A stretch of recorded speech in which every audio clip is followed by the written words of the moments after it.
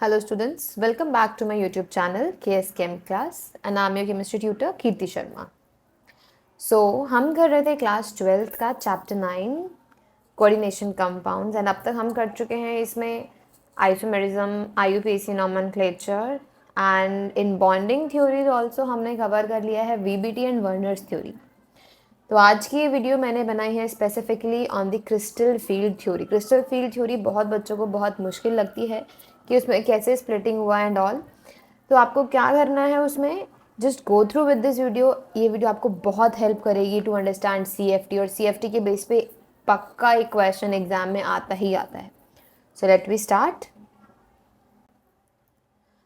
Now crystal field theory, इसके कुछ postulates हैं. पॉस्टुलेट्स को सिर्फ समझना है, जनरली इस पर कोई क्वेश्चन नहीं आता है, but maybe sometime 1 mark का question can come. So crystal field theory, also represented by CFT, is an electrostatic model. Electrostatic model मतलब electrostatic अट्रैक्शन जिसमें होती है. अट्रैक्शन जो होती है इलेक्ट्रोस्टैटिक, वो पॉजिटिव और नेगेटिव चार्जेस के बीच में जो अट्रैक्शन होती है उसे इलेक्ट्रोस्टैटिक अट्रैक्शन बोलते हैं. तो यहाँ पे जो पॉजिटिव लिया जाता है वो मेटल को लिया जाता है और जो नेगेटिव है वो लिगेंड्स को लिया जाता है. अब देखो लिगेंड्स जो हैं वो हर बार नेगेटिव लिगेंड्स जो अनायनिक वो ज़रूरी नहीं है. देयर आर सम लिगेंड्स जो न्यूट्रल भी होते हैं. तो जब ligands are treated as a point charge in case of anion, अगर लिगेंड नेगेटिव है तो उसको एज अ पॉइंट चार्ज की तरह ट्रीट किया जाता है. बट अगर लिगेंड डाइपोल है, मतलब न्यूट्रल है, न्यूट्रल को डाइपोल की तरह ट्रीट किया जाता है. फॉर एग्जाम्पल H2O है. सो H2O में ये आपका एक डाइपोल बन जाएगा, जहाँ पर है तो H2 overall neutral molecule but it act as a aqua ligand. So यहाँ पे क्या होता है, हाइड्रोजन जो होता है, हाइड्रोजन के पास पॉजिटिव चार्ज होता है, डेल पॉजिटिव, एंड ऑक्सीजन के पास टोटल ऑफ 2 डेल नेगेटिव होता है, दैट इज डेल नेगेटिव. तो यहाँ पे एक डाइपोल बन जाता है जहाँ पर एक नेगेटिव चार्ज एक तरफ है और पॉजिटिव चार्ज दूसरी तरफ है. So this act as a dipole. इस डाइपोल का नेगेटिव पार्ट जो है वो मेटल की तरफ पॉइंट करेगा because metal is positive in nature. So ये इसका मेजर अजम्पशंस कह लो या फिर मेजर पॉस्टुलेट कह लो on which crystal field theory base करती है. नेक्स्ट पॉइंट है the 5d orbitals in an isolated gaseous atom ion have same energy. D orbital isolated gaseous metal, मतलब जब तक अभी कोई भी लिगेंड अप्रोच नहीं कर रहा है मेटल को, तब तक मेटल अकेला है, आइसोलेटेड है.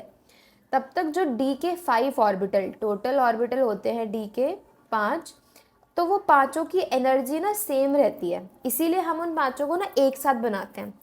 फॉर एग्जाम्पल आपने देखा होगा 3s और 3p. सो 3s का एक ऑर्बिटल अलग बनेगा, 3p का ऑर्बिटल अलग बनेगा.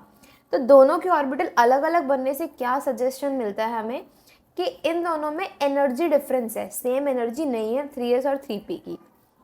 बट 3d के जो पांचों ऑर्बिटल है वो सेम हम बना रहे हैं, इसका मतलब ये पांचों की एनर्जी सेम है. तो इसीलिए हम इन ऑर्बिटल्स को ये भी बोलते हैं डीजेनरेट ऑर्बिटल्स. सो डीजेनरेसी का मतलब होता है those having same energy, same. Next postulate है when negative ligands is negative field is due to ligands in a complex, it becomes asymmetrical and the degeneracy of d orbitals is lifted, और जिसकी वजह से splitting होती है d orbital में. ठीक है, तो d orbital में splitting किस वजह से होती है, जब तक मेटल अकेला है ना तब तक उसमें उसके d orbitals की सबकी एनर्जी सेम है. बट जैसे ही लिगेंड्स, दैट इज जो नेगेटिव पार्ट है लिगेंड का, जैसे ही मेटल पे अप्रोच करता है, मेटल के पास भी अपने इलेक्ट्रॉन है, लिगेंड भी अपने नेगेटिव चार्ज से, सो नेगेटिव नेगेटिव रिपल्शन की वजह से जो डी ऑर्बिटल की डी जनरेशन है ना, ये डी जनरेसी डिस्ट्रॉय हो जाती है, that is D orbital split कर जाता है इन 2 पोर्शन. सो स्प्लिटिंग 2 फील्ड में होती है, first in octahedral complex and other is tetrahedral complex. दोनों की स्प्लिटिंग में डिफरेंस है, इसीलिए इन दोनों को हम डिफरेंट पढ़ेंगे. सो पहले हम पढ़ते हैं crystal field splitting in octahedral coordination entities. So crystal field splitting in octahedral coordination entities. Octahedral में क्या है, एक ऑक्टाहेड्रन बनता है जो कि मेटल सराउंड होता है 6 तरफ से, ठीक है, 6 डायरेक्शन से। और ये जो 6 डायरेक्शन है ना, ये एक्सिस है एक्चुअल में। For example if it is x, so it is y and it is the z axis, so these are actually the axis, okay। मतलब octahedral में we can say that ligands approach the metal from axis। अब क्या होता है ना, अब d orbital में 5 orbital हैं जिसमें हमारे पास D x square Y square, यहाँ पर जो इलेक्ट्रॉन, मेटल की इलेक्ट्रॉन डेंसिटी है वो कहाँ पर है, देखो एक्स और वाई एक्सिस पर है। देन डी जेड स्क्वायर, इसमें जो मेटल की इलेक्ट्रॉन डेंसिटी है वो जेड एक्सिस पर है। इसका मतलब ये जो दोनों ऑर्बिटल्स होते हैं ना डी के, इन दोनों में electron density, maximum electron density कहाँ पर होती है, ऑन एक्सिस पर है। While d y z, x z and x y, ये देखो ये एक्सिस पर नहीं है, जो उस एक्सिस के बीच में प्लेन्स होते हैं ना, वहाँ पर इलेक्ट्रॉन डेंसिटी है। सो हम ये कह सकते हैं ये जो बचे हुए 3 ऑर्बिटल हैं, इन तीनों में electron density is maximum in between the plane. तो यहाँ पर एक्सिस में हमारे पास इलेक्ट्रॉन डेंसिटी नहीं है। अब जो हमारे पास ऑक्टाहेड्रल में स्प्लिटिंग होती है ना, क्योंकि मेटल के भी खुद के इलेक्ट्रॉन्स हैं और लिगेंड आ रहा है एक्सिस से, ठीक है, प्लेन से नहीं आ रहा है ऑक्टाहेड्रल में, एक्सिस से आ रहा है। सो एक्सिस पे ऑलरेडी मेटल के इलेक्ट्रॉन्स है और लिगेंड भी अपने इलेक्ट्रॉन्स डोनेट कर रहा है। So there is a electronic repulsion between negative and negative electron, metal and electron repulsion in the octahedral complex, जिसकी वजह से क्या होता है, जो ऑर्बिटल में इलेक्ट्रॉन डेंसिटी एक्सिस पर है उसकी एनर्जी हाई हो जाती है, और जिन ऑर्बिटल में electron density between the plane है उसकी एनर्जी लो हो जाती है। जैसे कि इस डायग्राम में दिखाया हुआ है, जब तक मेटल फ्री है, फ्री मेटल आयन मतलब अभी यहाँ पर कोई भी अभी लिगेंड अप्रोच ही नहीं कर रहा है, तब तक वो डी ऑर्बिटल सेम एनर्जी के थे। बट जैसे ही मेटल के साथ सिमेट्रिक वे में लिगेंड अप्रोच करता है, मतलब बहुत ज़्यादा क्लोज नहीं है, थोड़ा दूर है, सो उस टाइम पे एवरेज एनर्जी डी ऑर्बिटल की थोड़ी सी लिफ्ट जाती है, थोड़ी सी हाई हो जाती है।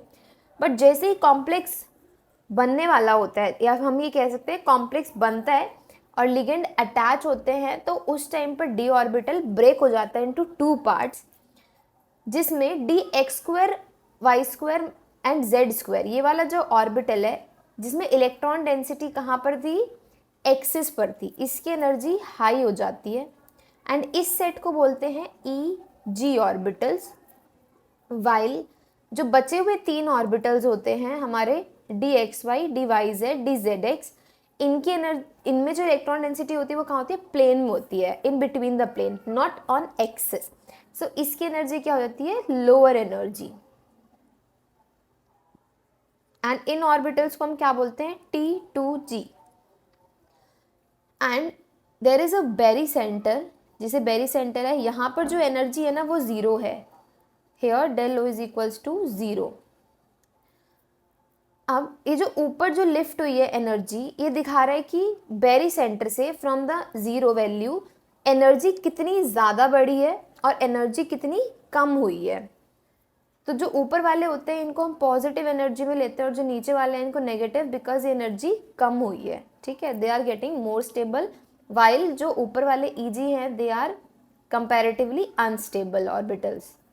सो splitting of d degenerate levels due to presence of ligand in a definite geometry, इसी को ही हम बोलते हैं क्रिस्टल फील्ड स्प्लिटिंग।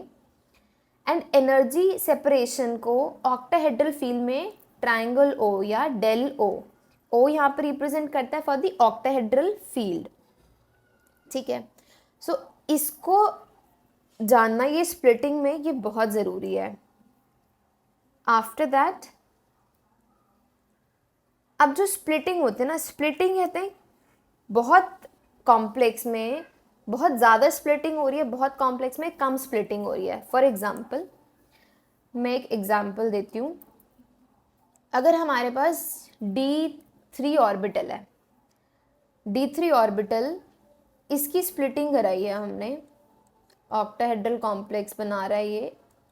हमारे पास 3 इलेक्ट्रॉन्स हैं D3, ये स्प्लिट करके T2G एंड EG में हो जाएगा। ठीक है, this is T2G and this is EG। अब 3 इलेक्ट्रॉन है। एज पर दी अफबो प्रिंसिपल क्या कहता है, जिस ऑर्बिटल की एनर्जी कम है वो पहले फिल होगा। तो यहाँ पे एनर्जी कम किसकी है, T2G की है, तो T2G पहले फिल होगा। फिर हुंस रूल कहता है कि सबको पहले इक्वली ऑक्यूपाई कराना है। तो 3 इलेक्ट्रॉन है तो तीनों इलेक्ट्रॉन मैंने इक्वली भर दिए। तो D3 सिस्टम की जो इलेक्ट्रॉनिक कॉन्फ़िगरेशन आई वो क्या आई हमारे पास, T2G3 and EG0। Now we come to the D4। अब मुझे 4th इलेक्ट्रॉन फिल करना है। अब D4 को मैंने फिल किया, मेरे पास 4 इलेक्ट्रॉन है। यहाँ पे क्या क्या पॉसिबिलिटी है, मैं इन 4 इलेक्ट्रॉन को किस तरीके से फिल कर सकती हूँ। मान लेते हैं 3 इलेक्ट्रॉन मैंने ये फिल किया और 4th इलेक्ट्रॉन यहाँ पे, अब 4th इलेक्ट्रॉन पेयर अप हो सकता है ना, क्योंकि तीनों सिंगली इक्यूपाई हो गए। तो यहाँ पर मेरी इलेक्ट्रॉनिक कॉन्फ़िगरेशन बन गई T2G4 एंड EG0। ठीक है, बट क्या ये ज़रूरी है कि इलेक्ट्रॉन पेयर ही हो, मैं नहीं कराती पेयर। और मैंने पेयर कराने की बजाय ऊपर वाले ऑर्बिटल में शिफ्ट करा दिया वो electron. That is now configuration क्या बन जाएगी, T2G3 और EG1। ये भी तो पॉसिबिलिटी है D4 में, ये दोनों पॉसिबिलिटी हैं। लेकिन D4 में एक्चुअली कॉन्फ़िगरेशन तो एक ही होगी, एक टाइम पे एक कॉम्प्लेक्स की एक कॉन्फ़िगरेशन होगी। तो कौन सी होगी ये पता कैसे चलेगा, ये डिपेंड करता है लिगेंड्स की स्ट्रेंथ पे कि लिगेंड कैसा है। लिगेंड कैसा है मतलब वीक फील्ड लिगेंड है, स्ट्रॉन्ग फील्ड लिगेंड है। सो लिगेंड हमारे पास 2 तरीके के होते हैं, weak field ligands and strong field ligands. अब वीक फील्ड है, स्ट्रॉन्ग फील्ड है, ये हमें एक सीरीज़ के थ्रू पता चलता है which is known as spectrochemical series. ये बेटर है आप ये सीरीज़ ना याद कर लो, क्योंकि अगर आपको यही नहीं पता चलेगा कि लिगेंड स्ट्रॉन्ग है या वीक है तो आप उसकी इलेक्ट्रॉनिक कॉन्फ़िगरेशन लिखोगे कैसे। और ये सीरीज़ VBT में भी हेल्प करती है। So ligands can be arrange in a series in order of increasing field strength, जिसे बोलते हैं स्पेक्ट्रोकेमिकल सीरीज। इस सीरीज में सबसे कम फील्ड स्ट्रेंथ या फिर वीक फील्ड लिगेंड्स बोल सकते हैं हम। आयोडाइड हो गया, ब्रोमाइड हो गया, SCN, Cl, ये सारे ये वाले इस तरफ के जो साइड के लेफ्ट साइड के, these are the weak ligands. और जो राइट हैंड साइड के आपके NH3 हो गया, EN हो गया, CN- CO, ये सारे आपके स्ट्रॉन्ग फील्ड लिगेंड्स हैं। ठीक है, अभी वीक और स्ट्रॉन्ग फील्ड लिगेंड्स को हमें जानना क्यों है, वो इसलिए जानना है क्योंकि यही बताएंगे कि इलेक्ट्रॉन पेयर होगा या पेयर नहीं होगा। ठीक है, सो क्या होता है ना, स्ट्रॉन्ग फील्ड लिगेंड्स जो होते हैं, स्ट्रॉन्ग फील्ड लिगेंड्स, ये स्ट्रॉन्ग है तो ये क्या कराते हैं, स्प्लिटिंग हाई करा देते हैं। ठीक है, splitting is higher. Splitting higher होने की वजह से जो डिस्टेंस है ना बिटवीन T2G एंड EG में, वो बहुत ज़्यादा स्प्लिट हो जाते हैं। तो जो इलेक्ट्रॉन्स है ना वो पहले क्या करते हैं, वो T2G को ऑक्यूपाई करेंगे rather than going into EG। ठीक है, और ऐसा कब होता है, ऐसा एक कंडीशन पे होता है when del O is greater than P। That is strong field ligands में जो del O है, del O मतलब क्रिस्टल फील्ड स्प्लिटिंग एनर्जी जो है CFSE, crystal field splitting energy higher है किससे, P से। P इज पेयरिंग एनर्जी, मतलब इलेक्ट्रॉन को पेयर अगर कराना है तो ज़्यादा एनर्जी देनी पड़ रही है एज कम्पेयर टू जो CFSE है। तो CFSE हायर होने की वजह से इलेक्ट्रॉन जल्दी पेयर हो जाते हैं, क्योंकि वो काम होगा जिसमें एनर्जी कम यूज़ हो रही है। तो स्ट्रॉन्ग फील्ड कॉम्प्लेक्स में, स्ट्रॉन्ग फील्ड लिगेंड कॉम्प्लेक्स में electrons will prefer to occupy the lower energy then go to the upper one. ठीक है, so ligands which produce this effect is known as strong field ligands. अब जब strong field ligand होगा तो electrons पहले क्या करेंगे, पेयर अप करेंगे, मतलब उसमें स्पिन फ्री नहीं होगा and they form low spin complex. लेकिन जिस केस में हमारे पास octahedral field energy that is CFSE कम है पेयरिंग एनर्जी से, तो इस केस में स्प्लिटिंग कम हुई है। वीक लिगेंड्स में हमारे पास डेलो इज लेस, स्प्लिटिंग कम होती है। स्प्लिटिंग कम होने की वजह से इलेक्ट्रॉन क्या करता है, जब एनर्जी कम डिफरेंस है तो इलेक्ट्रॉन इजीली जंप कर जाता है। ठीक है, सो electrons will occupy EG set, ठीक है, then इलेक्ट्रॉन पेयरिंग होगा। सो this is the difference between the ligands strong and weak field. और वीक फील्ड वाले में पहले सारे इलेक्ट्रॉन सिंगली फिल होंगे, उसके बाद पेयरिंग शुरू होगी, so that form high spin complex.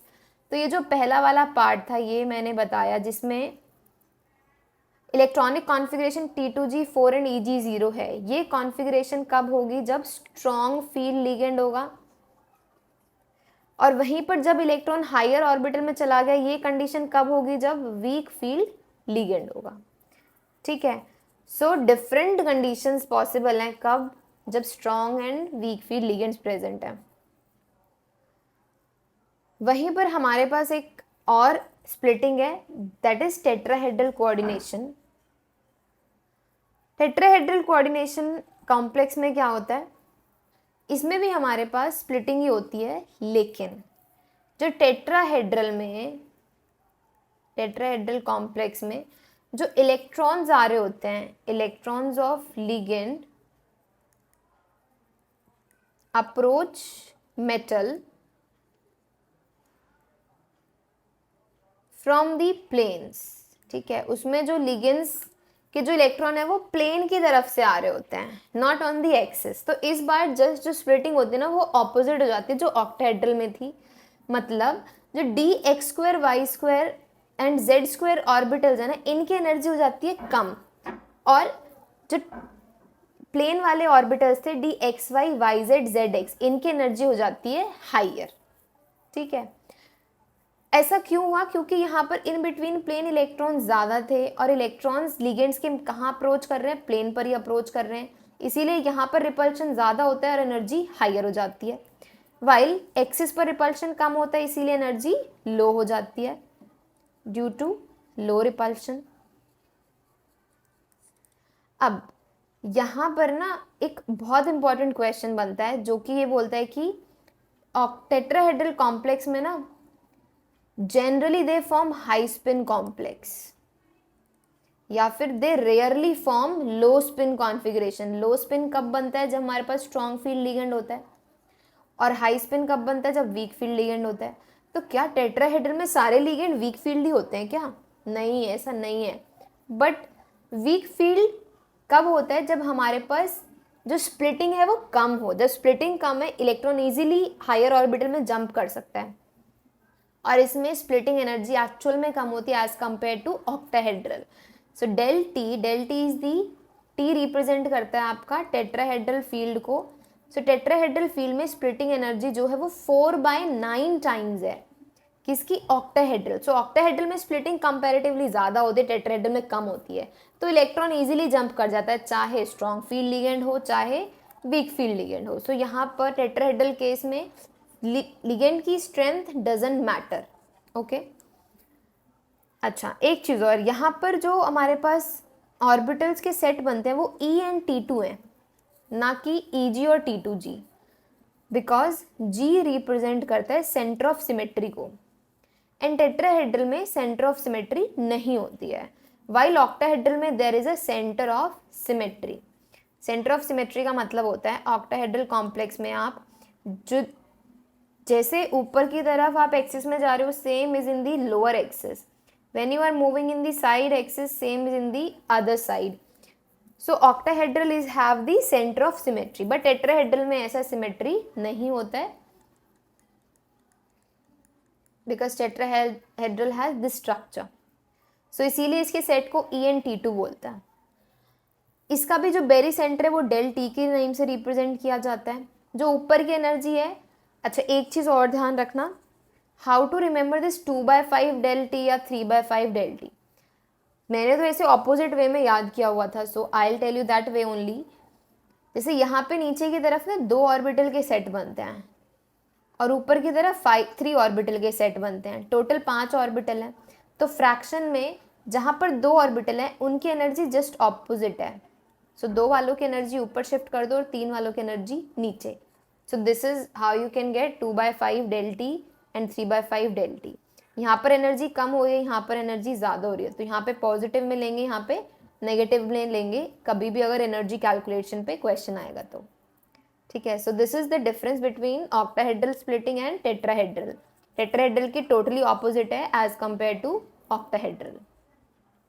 Now let us solve this question. इस क्वेश्चन में क्या इक्वेशन है, the hexa aqua manganese 2 ion contains 5 unpaired electrons while hexa cyano ions contain only 1 paired electron। इसको explain करना है using crystal field theory.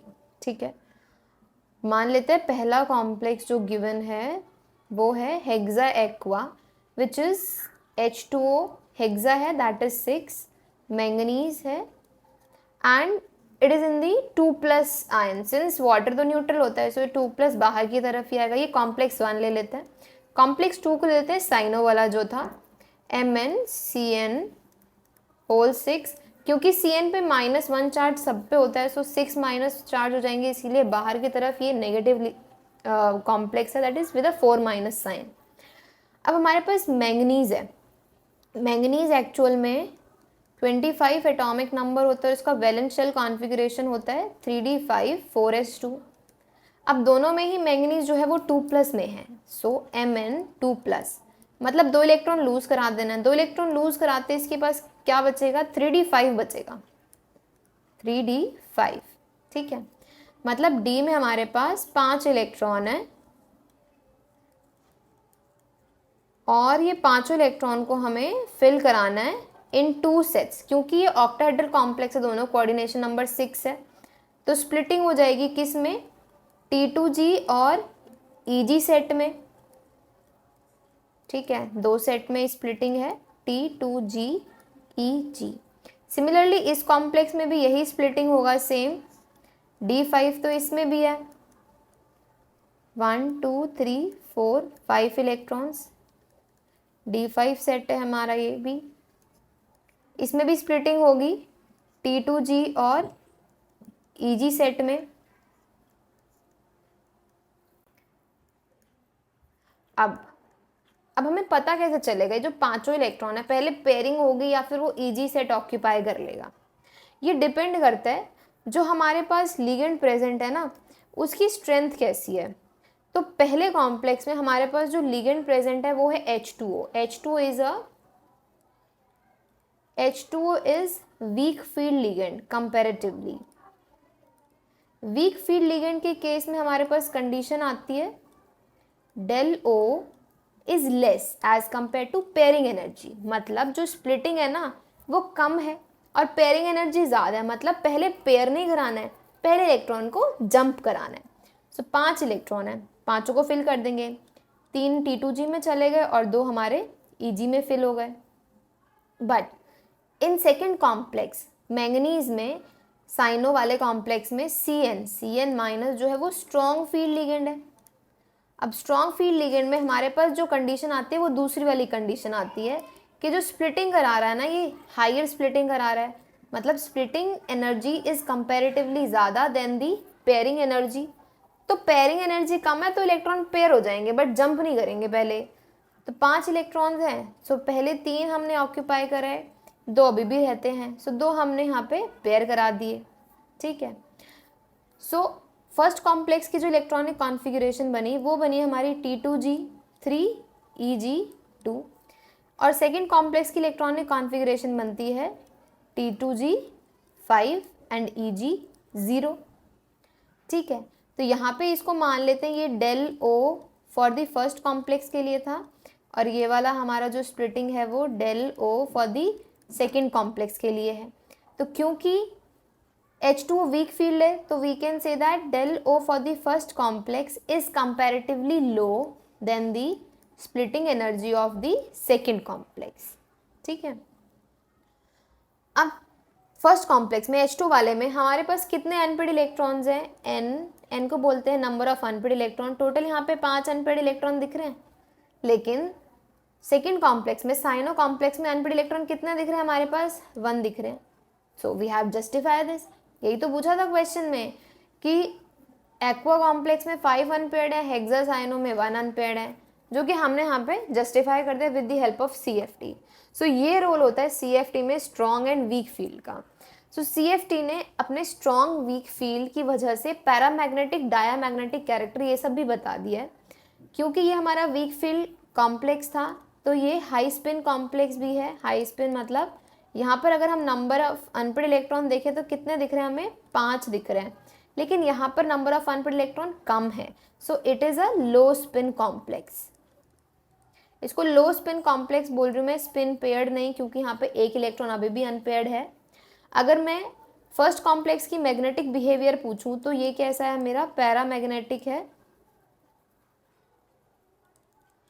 और second complex भी paramagnetic है। फिर दोनों में फ़र्क क्या, अगर मान लेते क्वेश्चन आ जाता कि ये भी पैरामैग्नेटिक वो भी, तो दोनों में डिफरेंस कैसे आएगा। सो डिफरेंस हमें देखना है किससे, highly paramagnetic and low paramagnetic. So जो कॉम्प्लेक्स फर्स्ट है ना ये हाईली पैरामैग्नेटिक है, ठीक है। लेकिन जो कॉम्प्लेक्स 2 है वो हमारा कंपैरेटिवली लो पैरामैग्नेटिक है, क्योंकि नंबर ऑफ इलेक्ट्रॉन्स कम है, ठीक है। यहाँ से मैग्नेटिक मोमेंट भी फाइंड आउट कर सकते हैं। मैग्नेटिक मोमेंट का फॉर्मूला होता है √N+2 इफ किसी क्वेश्चन में आ जाए तो। नाउ CFT ने कलर्स के बारे में भी बताया था। कोऑर्डिनेशन कंपाउंड्स में कलर भी होता है, अब वो कलर किस वजह से होता है। The colour in coordination compounds can be readily explain in terms of crystal field theory. For example, एक क्वेश्चन दिया है, मतलब एक एग्जाम्पल है, टाइटेनियम कॉम्प्लेक्स है in which H2 is acting as a ligand here and this complex has violet colour. तो देख लेते हैं यहाँ पे टाइटेनियम अपने 3+ प्रेजेंट में है, ऑक्सीडेशन स्टेट में है। टाइटेनियम होता है स्कैंडियम के बाद आता है टाइटेनियम। टाइटेनियम का actually atomic number is 22, having the electronic configuration of 3d2 4s2। अब 3+ है, 3+ का मतलब इसने 3 इलेक्ट्रॉन लूज करा दिया, 2 s में से जाएंगे, 1 d में से चला गया। तो टाइटेनियम 3+ के बाद पास बचता है सिर्फ 3d1, एक ही इलेक्ट्रॉन है, ठीक है। अब अगर मैं इसकी स्प्लिटिंग करा दूं तो एक ही इलेक्ट्रॉन है बेचारा, किस में जाएगा, नीचे लोअर वाले स्टेट में जाएगा, ईजी में तो जंप करेगा ही नहीं। तो इसकी जो इलेक्ट्रॉनिक कॉन्फ़िगरेशन हमारी एक्चुअल में क्या हुई, मैं इसको स्टेट के थ्रू दिखाती हूँ आपको, दैट वुड हेल्प यू। ये हमारे पास T2G स्टेट है और ये ऊपर वाला हमारा EG स्टेट है। T2G में एक इलेक्ट्रॉन प्रेजेंट है, ठीक है। अब एक्चुअल में क्या होता है, जैसे ही कलर का बेसिक कॉन्सेप्ट क्या होता है, किसी भी सब्सटेंस पे, सरफेस पे लाइट पड़ती है, वह उसे एब्जॉर्ब कर लेता है, उसकी कॉम्प्लीमेंट्री लाइट को रिफ्लेक्ट कर देता है, और वो लाइट हमें दिखती है तो हम कहते हैं कि ये तो विजिबल है, और जो भी लाइट दिखती है वो उसका कलर होता है, बट हमेशा कॉम्प्लीमेंट्री कलर रिफ्लेक्ट होता है। सो यहाँ पर जैसे ही इसने एनर्जी ली, we are passing energy, energy has a formula of H/nu। तो H/nu की फॉर्म में जैसी एनर्जी लेता है, एनर्जी लेने से क्या होता है, इलेक्ट्रॉन जो है वो हायर स्टेट में जंप कर जाता है, और इस केस में हायर स्टेट क्या है, EG है। तो जो इलेक्ट्रॉन T2G में था वो कहाँ चला गया, अब EG में चला गया by taking up the electrons. और फिर जैसे ही एनर्जी लूज होती है, एनर्जी खत्म होती है, इलेक्ट्रॉन वापस से ग्राउंड स्टेट में आता है, और जो लाइट रिफ्लेक्ट करता है वही लाइट हमें दिखती है। सो एक्चुअल में CFT थ्योरी ने क्या बोला, कोऑर्डिनेशन कंपाउंड्स में कलर इस वजह से होता है क्योंकि उसमें ट्रांजिशन हो रही है, इलेक्ट्रॉन लोअर स्टेट से हायर स्टेट में ट्रांजिट कर रहा है, मूव कर रहा है, और ये दोनों ही ऑर्बिटल जो स्टेट्स हैं वो किसकी है, d ऑर्बिटल है। T2G और EG दोनों ही d ऑर्बिटल के पार्ट है ना, तो इसीलिए इस ट्रांजिशन को बोलते हैं dd transition of the electrons. So crystal field theory attributes the color of coordination compound to dd transition। अब अगर मान लेते हैं किसी कॉम्प्लेक्स में लिगेंड ना हो तो कलर भी नहीं होगा, ठीक है। सो लिगेंड्स की एब्सेंस में crystal field does not show any colour, या फिर वो कलरलेस होगा या वाइट होगा। For example we have to read the spectrum also, कि in complex some of the visible spectrum is remove from the white light. कब? जैसे ही हम उसे वाइट लाइट को सैंपल से पास करते हैं तो वो सैंपल क्या करता है, कुछ एनर्जी को एब्जॉर्ब कर लेता है, और जो एनर्जी को एब्जॉर्ब कर लेता है उसका जो कॉम्प्लीमेंट्री कलर होता है ना वो रिफ्लेक्ट करता है। So colour of complex is always the complementary to that which is absorbed. And how we can get to know what is the complementary color? It is shown by this wheel. जैसे मान लेते हैं light absorb हुई है हमारी violet region में, having the wavelength of 430 nanometre to 400, then इसका complementary colour क्या है, जस्ट इसका ऑपोजिट वाला कलर जो है दैट इज येलो। अगर लाइट एब्जॉर्ब वॉयलेट रेंज में हुई है तो उसका कलर क्या होगा, ट्रांसमिट का, उस कॉम्प्लेक्स का कलर वो लाइट ट्रांसमिट करेगा येलो, वही येलो हमें कलर दिखेगा। सो इसीलिए उस कॉम्प्लेक्स का जो कलर होगा वो येलो होगा। ठीक है। सिमिलरली अगर कोई कॉम्प्लेक्स है वो ब्लू ग्रीन रीजन में एब्जॉर्ब करता है तो उसका कलर भी रेड ऑरेंज रीजन में आएगा। We have listed some colour of the complex. For example cobalt का कॉम्प्लेक्स है with chloride and NH3, wavelength absorb कर रहा है 535 नैनोमीटर। 535 जनरली येलो में आ रही है, तो येलो का कॉम्प्लीमेंट्री कलर क्या है, वॉयलेट। तो वॉयलेट हमें कलर दिखेगा क्योंकि येलो एब्जॉर्ब हुआ है तो इसको complementary colour is visible to us. Some of the complex are still given here. Cobalt का है NH3, कोबाल्ट का साइनाइड। अब देखो यहाँ पे एक चीज़ अगर आपने नोटिस की हो, सो कोबाल्ट के जो कॉम्प्लेक्स, ये तीनों कॉम्प्लेक्स ना कोबाल्ट के हैं। कोबाल्ट में NH3 is comparatively stronger, but cyanide उससे भी ज़्यादा स्ट्रॉन्गर है। ठीक है, तो स्प्लिटिंग ज़्यादा है, वेवलेंथ कम हो जाएगी because E is equals to H nu और HC अपॉन लैम्डा। इसको एक एग्जाम्पल के थ्रू समझाती हूँ मैं। What will be the correct order of wavelength of absorption in the visible region for the following? हमारे पास निकल के 3 कॉम्प्लेक्स हैं, तीनों ही कॉम्प्लेक्स में जो निकल की ऑक्सीडेशन स्टेट है वो 2+ है। 2+ निकल एक्चुअल में कितना होता है, 28, that is 3d8 and 4s2। 2+ होने की वजह से 2 इलेक्ट्रॉन चले गए, बचा 3d8। अब 3d8 की अगर मैं स्प्लिटिंग की बात करूं, d8 है मेरे पास, सो 1 2 3 4 5 6 7 8, 8 इलेक्ट्रॉन्स हैं। 8 इलेक्ट्रॉन को अगर मैं T2G और EG सेट में डिवाइड करना चाहूँ तो आप इसको चाहे हाई स्पिन कॉम्प्लेक्स की तरह करो चाहे लो स्पिन, दोनों में सेम ही आएगी electronic configuration because total 8 electrons हैं। सो 8 में से 3 इधर 2 इधर, 5 बचे अभी भी 3, सो बाकी तीनों ही अल्टीमेटली पेयर अप हो ही जाएंगे। ठीक है, सो इसकी कॉन्फ़िगरेशन जो बचेगी बनेगी ना आपकी वो T2G6 और EG2, चाहे स्ट्रॉन्ग फील्ड कॉम्प्लेक्स है या फिर वीक फील्ड है, दोनों में सेम कॉन्फ़िगरेशन रहेगी। सो यहाँ पे कॉन्फ़िगरेशन तो डिफरेंस नहीं हो रही है, but H2O is comparatively week field ligand. NH3 है तो strong, but EN ethylene diamine के कंपैरिजन में थोड़ा सा वीक है।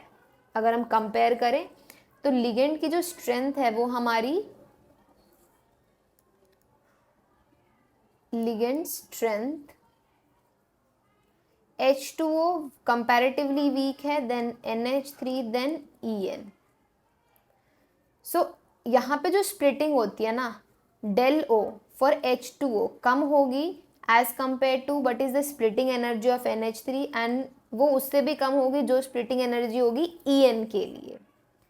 ठीक है, तो यहाँ पे स्प्लिटिंग कम, यहाँ पे स्प्लिटिंग और भी ज़्यादा, और इसमें इन दोनों ऑर्बिटल्स के केस में स्प्लिटिंग और भी ज़्यादा। अब स्प्लिटिंग ज़्यादा है इसका मतलब एनर्जी ज़्यादा है। ठीक है, अब एनर्जी का फॉर्मूला क्या होता है, E is equals to H nu, और न्यू को हम रिप्लेस कर सकते हैं HC अपॉन लैम्डा। मतलब ये कह सकते हैं एनर्जी इन्वर्सली प्रोपोर्शनल है वेवलेंथ के, तो अगर एनर्जी बढ़ेगी तो वेवलेंथ क्या हो जाएगी, कम हो जाएगी।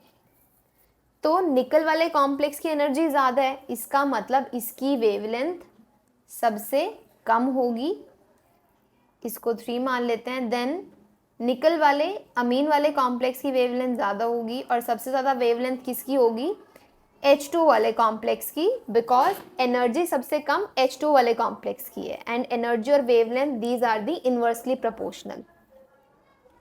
सो this is the given diagram which actually represents here.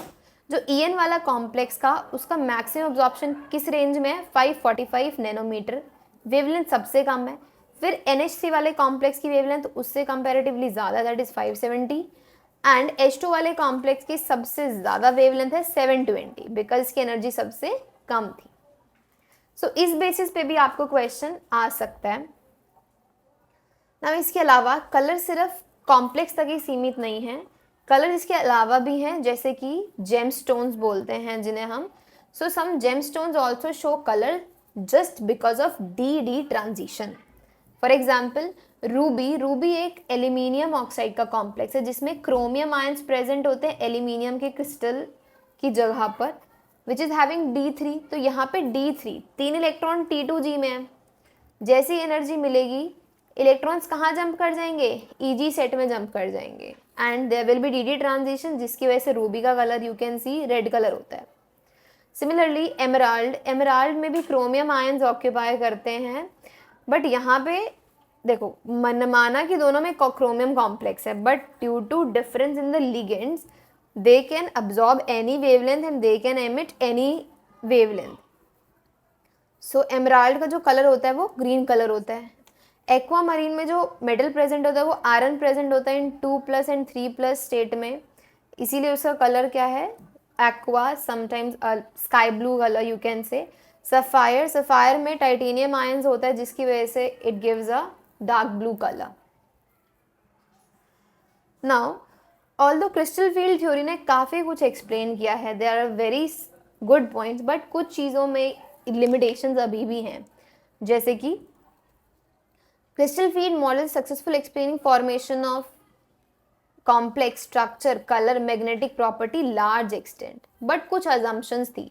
पहली अजम्पशन ये थी कि इसने जो दोनों का अट्रैक्शन, मेटल और लिगेंड का अट्रैक्शन माना था वो अनायनिक, मीन्स नेगेटिव पार्ट को is much attracted than the positive part.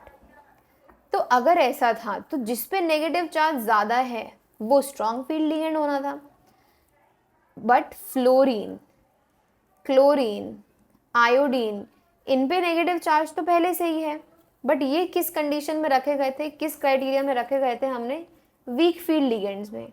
जबकि EN, इथिलीन डायमीन, कार्बोनिल, ये हमारे पास न्यूट्रल होने के बाद भी हमने ने स्ट्रॉन्ग फील्ड लिगेंड बोला. ऐसा क्यों? It was not explained by CFT. Then it does not take into account the covalent character of bonding. इसने प्योर आयनिक बेस पे किया था, attraction between metal positive and the negative ligand, other negative part of dipole. So that was pure ionic character. So covalent character को totally neglect कर दिया था CFT ने. So these were some limitation जिसकी वजह से we have to study other further theories to understand the chemistry of coordination compounds, and वो explain किया जाता है by the further theories known as LFT, ligand field theory, and MOT, molecular orbital theory, जो कि अभी के लिए आपके 12th के सिलेबस में नहीं है. So you have to limit yourself only the 3 bonding theories, Werner theory, VBT and CFT. ये बहुत इंपॉर्टेंट है, एग्जाम पॉइंट ऑफ व्यू से गारंटी क्वेश्चन आता ही आता है, चाहे किसी भी फॉर्म में आए बट आएगा ज़रूर. सो इसी के साथ मैं अपनी आज की वीडियो ख़त्म करती हूँ. I hope you have learned a lot very important things about the CFT. So please like and share my video and subscribe my channel. Thank you.